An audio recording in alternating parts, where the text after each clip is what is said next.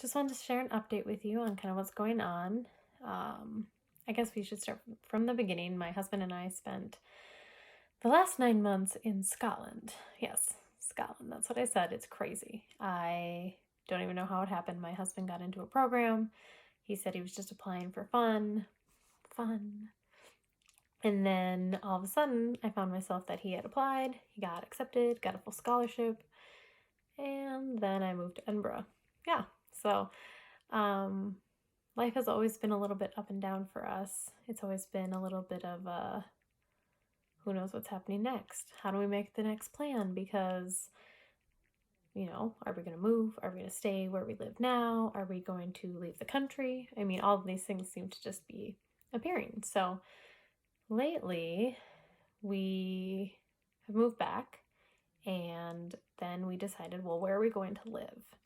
And right now, I kind of work north of the Twin Cities in Minnesota, and my husband found a job part-time south of the cities, and we live west of the Twin Cities. So knowing where we wanted to live was kind of hard. It was kind of, where do we live?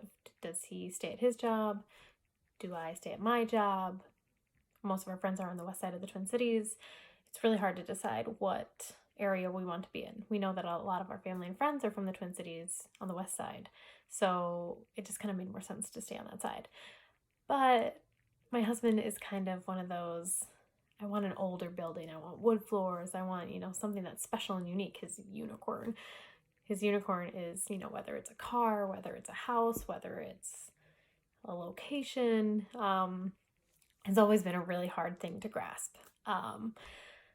So yeah, we've been living in my in-laws' basement since we moved back in June, and that's been fun to say the least. They are great people. I love them dearly, but I'm also 32 and married. So yeah, we have been in this journey of where do we live? Do we rent? Do we buy? Do we lease to own? There's so many different options out there, and a lot comes into play of, well, what's your family going to look like this next year, 5 years down the road, 10 years down the road? Where do you see yourself? Do you want to invest? Do you want to, rent until you figure out what you want? Because he only has a part-time job. So, there's a lot that goes into play. And we kind of just kept coming back to, well, it makes sense to have a house, which my little heart is going, oh my gosh, because again, we've been traveling a lot since we've been married, and to be able to be settled, to be able to know and feel like you're going to be home and you're going to be able to be around for your niece and nephew's birthdays, and you're going to get to see your friends get married, and all these things that come into play that you don't even think about when you don't travel or move a lot. So yeah, it's been tough because the summer came and went. Now it's the fall, soon to be December, and we were sitting here going, well, what do? We don't make enough money to buy a house. We don't want to rent for the next year. We want to be able to save. And it kind of just worked out where, with the help of my husband's parents, we kind of found a way to get, to a price point for a house that we wanted. So I guess I'm kind of, letting the cat out of the bag is we bought a house. And I'm over the moon. Like, we found out just a few days ago that, we've kind of been playing this game of like back and forth with the seller. We think they priced the house a little too high. And so we were like, well, we're going to, kind of lowball it, a little bit risky, but it's also the fall. So houses aren't going off the market like they were in the summer. But the hard part was, what's too low? What would basically have them be like, nope, we're done. We're not going to negotiate. You want to negotiate. So, we were playing this game of like back and forth, and they were lowering and we were lowering. And there was a few showings, but, at the end of the day, we finally waved our white flag, thought we got them low enough, and didn't want to lose the house. That was a big worry, that someone else was going to see the house and offer them just $1,000 more or a couple $1,000s more than us, and that would be that. Devastating. It would be devastating. And we try not to get attached, but we found ourselves like, we're looking at paint colors, and we're like, what kind of what floors do we want? Do we want a hickory or do we want an oak? What kind of stain? So we were already invested. That's the hardest part.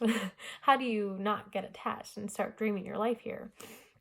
So we bought a house and we're kind of in this position of, we need the inspection to go through. That's going to have to happen this week. We need an appraisal. And then as of December 7th, we will own this house. And this whole process has been, for me, I've never owned a house. I haven't had to deal with mortgages or lenders or contractors. This is all new for me. And I just kind of wanted to share our process along the way so that anyone like in their 20s and 30s who are in that position to be able to buy a house, they know what to look for. Because luckily for me, my husband is skilled in that department, and I have so many friends that have already either done tear downs or flipped houses or, kind of improved their house as they went, and I'm lucky to have those people in my life. But for all of you who don't have that opportunity or don't have those resources, I want this to be kind of just a documentation of everything that we're doing. So I guess I should get to the point of the house. The house needs love. Lots of love that we are willing to give it. But it's a process, and it's not for everyone. There's definitely people who've seen the house and been like, you're joking, right? And usually I would tell myself, there's no way I'd do a fixer-upper. There's not a chance. I want a house that I can move in, we can have kids, everything will be good to go. But, you walk into a house and it's almost like getting a wedding dress when you're like, this is it. That's kind of where we were at. Is I walked into this house and said, I can envision this and I can see this, and how fun would it be able to do this, that, and the other thing. So that's kind of when we decided, yeah, this is it for us. So here we are owning a fixer-upper. It has a beautiful lawn. It has a fenced-in backyard. The neighborhood is changing over. Younger families are moving in, which is perfect for us. It's in a really good school district. Not that we have kids yet, but in the future, be kind of nice to, instead of moving into a new school district, just already being there, already like setting our roots and kind of building from the ground up. So, we're making a list of everything we want to do, assuming everything goes well this week. And yeah, so we're going to be putting in our own wood floors. We're going to be painting. We're going to be replacing a water heater that is in desperate need of replacement. We're getting a water softener. We're going to be ripping up carpeting, putting in new carpeting. I mean, it's the gamut. We are choosing to say, this is how we're spending the winter of 2018 into the spring of 2019. And what kind of gives us the opportunity is, again, back to my in-laws, we are able to live at their house for free while fixing up this house. It's only 10 minutes away from here. And that gives us a lot of flexibility. We don't have to be in the house while remodeling. We also have lots of friends who are more than willing to help us, shockingly. I keep saying, you guys didn't sign up to fix a house. This is me and Justin. This is our plan. But so many friends are like, oh, I want to help with this. I want to help with this.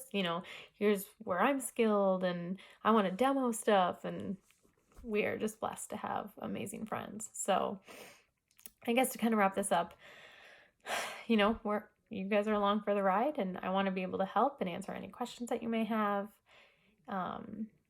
Just anything from picking out paint, from picking out a mortgage lender, to interest rates and why they matter, picking out an inspector and everything in between. So just get ready for, just a bunch of random videos and blogs that will document the before and after. And don't you worry, we will post the befores. And I think a lot of you out there will be like, nope. But I think, when we get to the after, what we have envisioned in our mind, people will kind of get on board. And I think that's why a lot of people flip houses. I think they're able to see past the destruction and the carelessness of other homeowners, and, they have something to work with. So I guess I'm a fixer-upper. So wish me luck. Can't wait to take you guys on this journey, and see you soon. Bye.